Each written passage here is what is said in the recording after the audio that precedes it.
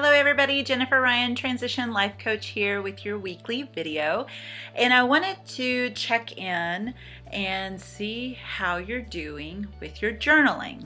If you recall, last week I gave you a challenge and I wanted to see who is taking me up on this challenge. First of all, if you'll comment or like, or let me know how it's going for you in the comments below. But I wanted to come on and show you kind of, this is an old journal of mine, still has some little bookmarks and stuff in there. But I wanted to come on and share a little something from my personal journal that maybe some of y'all don't know. That I had said in the previous video that I've been doing this for at least a couple of years straight. And I had mentioned in the video that journaling has helped me through some tough times. And this past October, my daddy Ryan, passed away. And I remember the day that he passed away, and I was very fortunate to be with him. And I remember on that day, I had my trusty journal with me. And as I was sitting there, even like the couple of days leading to him passing away, I have looked over this as the months have gone by, and it's still in that moment, even though as of right now, that's probably the hardest time in my life that I had to deal with it. But I had to still find gratitude. I still had to find things I was grateful for, even in the hard times. And I had said in the previous video of that same thing, that even in tough times, you can still find gratitude. And I had looked over this last week when I had gave y'all this challenge, and I'm seeing the day before he passed away as far as what I was grateful for, and then the day of. And so I wanted to share some of the things that I had written down. The day before he passed away, I had put on there that I was grateful for kind hospice nurses, in particular Tommy, Amy, and Gerald.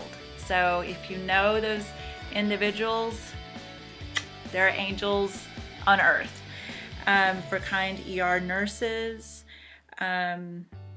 for I guess that day I played a Pandora station for my mom to lighten her spirit and just give her a couple of songs to smile about or laugh about. For funny and embarrassing moments to crack me up, for receiving compassion from friends and family, for seeing my dad's emotions. I put hard, very hard. Hugs from my lovelies, and for the memories I have with my dad. And on the next day, the day that he passed away, I kind of dedicated my gratitude list to him, because on that day we walked in, and little did we know the day before that Saturday was his rally day.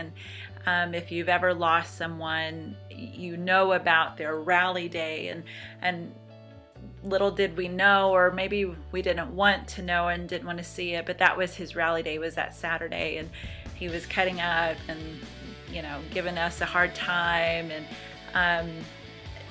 just being his old self, because he had been hurting for so long.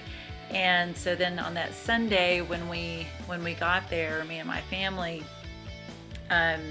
he was asleep and had the rattle, which if you're not familiar with that rattle, one of the hospice nurses, one of them that I had put in my gratitude, had told me that it's known as the death rattle, and it doesn't hurt him.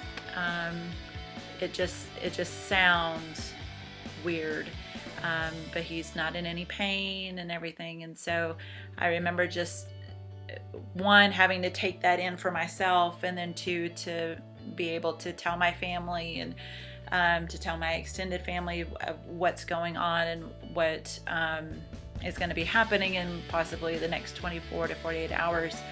And after everybody was told and we were all taking turns, being with him and saying whatever we needed to with him, I remember I got my little trusty journal, and on that day I dedicated my gratitude to him. I wrote down 10 things, but there's not enough paper in the world to express my gratitude for him. But I wrote down that I was thankful that he adopted me.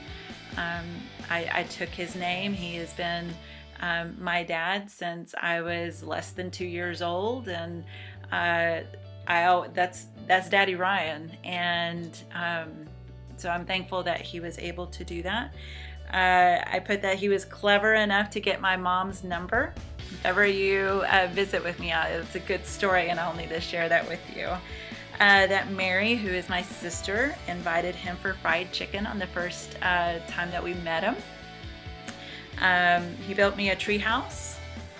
He let me drive whenever I wanted, and earlier than what I needed to, or I should say I was legal enough to drive. I never had to worry if I was loved by him.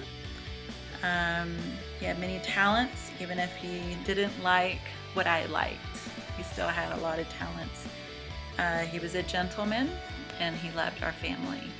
And so, and I often look back on this day and just go back to that memory of those moments, and just in that space, as far as being able to remember what I've gone through, and that I'm still standing, my family is still standing, and we can look back on that time still with heartache and with sadness, but with love and gratitude. And there may be somebody in your life right now, maybe not somebody that has passed away, but maybe that somebody is rubbing you the wrong way, or maybe you're not connecting with them the way that you normally used to, or dadgummit, maybe they just kind of ticked you off that day, but you just truly still love them, but you're just not seeing eye to eye to them. I challenge you to write about them. Write 10 things that you're grateful for them, because I can bet you anything, even if you're mad at them, even if you're irritated with them, they have still done things for you, or in your life, that you can be grateful for them. So I challenge you on that. If you're having a hard time coming up with things that you're grateful for, do it for a person. Do it for your dad. Do it for your partner. Do it for your kids, your parents, your coworker, anybody that you can think of that you want to just lift up in your praise and in your words, because I truly believe, again, that if you start the day with gratitude, it does something to you. It makes you look at every situation not in a tainted way, not in a I don't know, just it makes you look at the world in the way that you need to see the world. So again, I just wanted to share that with you and kind of give you an inspiration as far as what to write in your journal.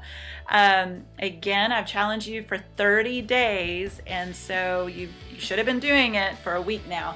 So again, I would like to hear what you've been writing about, what your huge goals are, your huge dreams. What are they? What are they? What your I am statements are. And what's your today's focus? Remember, you have to end your journal entry as far as what you're going to focus on that day.